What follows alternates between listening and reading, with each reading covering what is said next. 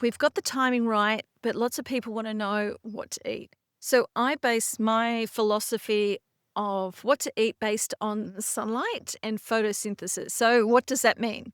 We evolved on this planet spinning both in a 24-hour cycle and a yearly seasonal cycle. And light is essential for all life on this planet. Our whole food system is based on photosynthesis. I want to explain about mitochondria before we go deep into the food. They are our engines, and the food we put into our mouths needs to fuel these mitochondria at the right time of day and also the right time of year. So the mitochondria are like little antennas for your environment.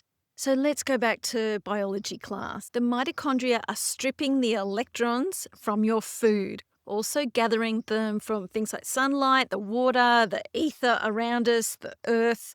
So these electrons hold both energy and information for your mitochondria so they know what to do with them.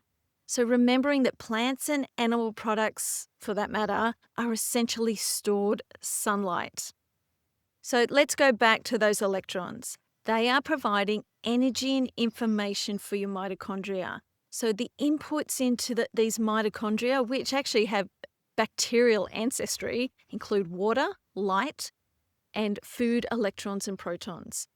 And the outputs are metabolic water, which is stored energy and information, ATP, which is the energy currency that gets talked about a lot, heat, which is also energy, carbon dioxide, and we also produce our own light, which is both energy and information.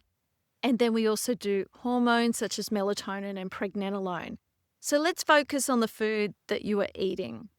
If food, both plant and animal, is essentially stored sunlight and the electrons in the food are excited by that sunlight, then you want to be eating what is available to you that was grown or lived outside, not made in a factory where the food has been denatured and lost its sunlight information. So think eating protein powders versus eating a steak, eggs, or fish.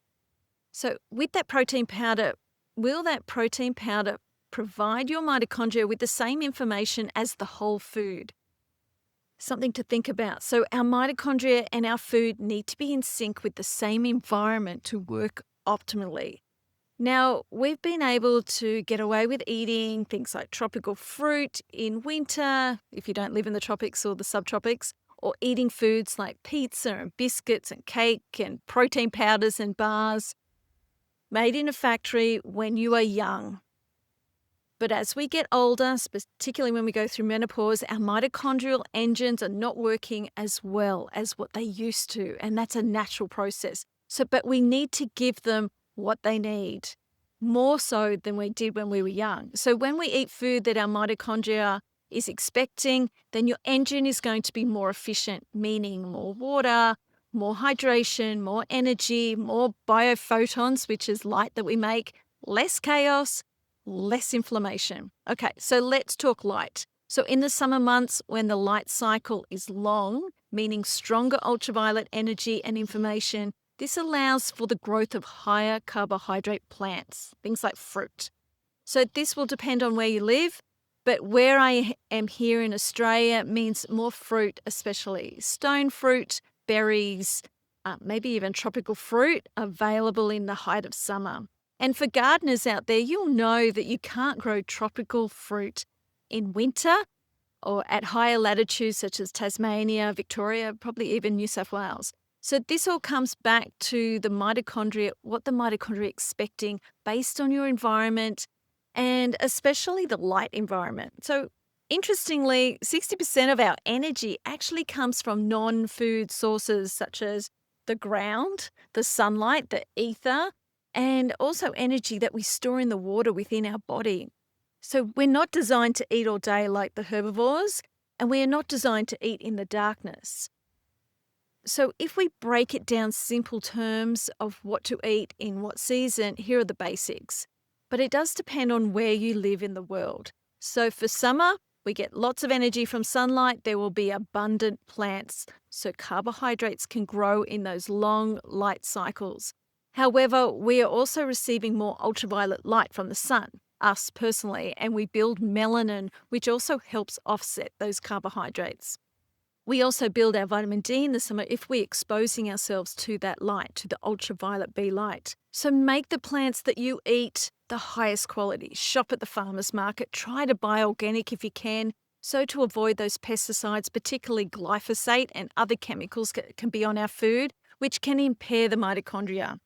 Eat real plants, not denatured ones. So personally, I do avoid grains, but that's up to you because they can be highly processed.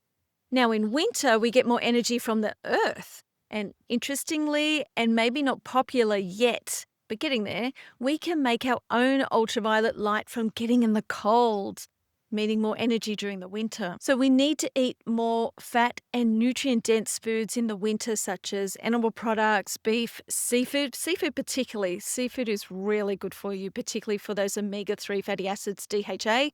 Lamb, eggs, chicken, and also the animal fats such as butter, ghee, tallow, and lard.